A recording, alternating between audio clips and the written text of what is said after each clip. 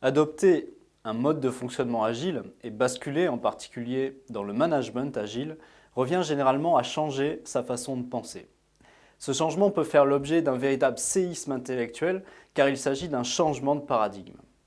Il implique d'abandonner des repères, parfois ancrés depuis des années, voire des décennies, autrement dit de lâcher prise et de s'approprier de nouveaux repères. On peut être ainsi amené à vivre une période un peu difficile entre le moment où les anciens repères ne sont plus là et les nouveaux pas encore complètement acquis. À l'échelle d'une équipe, en pleine adoption d'un fonctionnement agile, ça peut même faire l'objet d'une baisse passagère de productivité.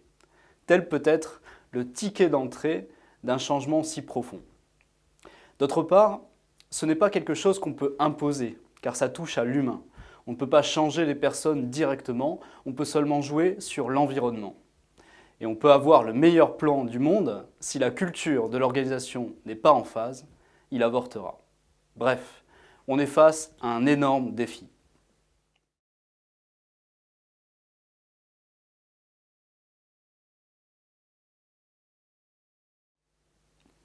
On peut comparer l'adoption d'un fonctionnement agile à l'adoption du saut en Fosbury chez les athlètes de saut en hauteur.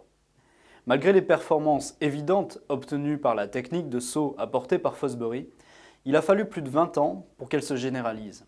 Et pourtant, aujourd'hui, plus personne n'imagine sauter autrement, pour sauter le plus haut possible. Pourquoi a-t-il fallu plus de 20 ans? Probablement à cause de la résistance naturelle au changement. Si on se met dans la peau d'un entraîneur de saut en hauteur à l'époque de la naissance du saut en Fosbury, on peut facilement imaginer les sollicitations qu'il a pu recevoir de la part de ses sauteurs voulant atteindre les mêmes performances. Imaginez les conséquences pour cet entraîneur. Il doit alors refaire son propre apprentissage.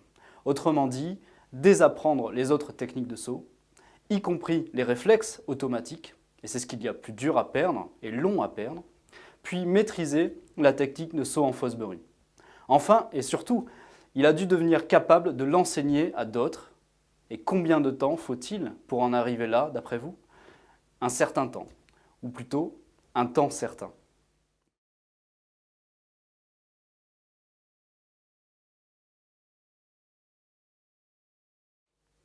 On peut finalement dire la même chose de l'adoption d'un mode de fonctionnement agile en entreprise. Il ne s'agit pas d'une simple adoption d'outils ou méthodes, mais avant tout d'un changement d'état d'esprit, qui prend un certain temps, ou plutôt un temps certain.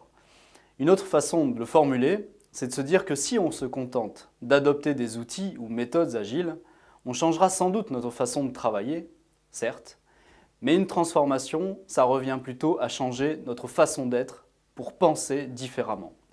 Et de toute évidence, envoyer chaque personne en formation agile, quelle qu'elle soit, ne suffira pas. Il faut généralement avoir recours à un véritable dispositif d'accompagnement du changement pour rendre une équipe véritablement agile.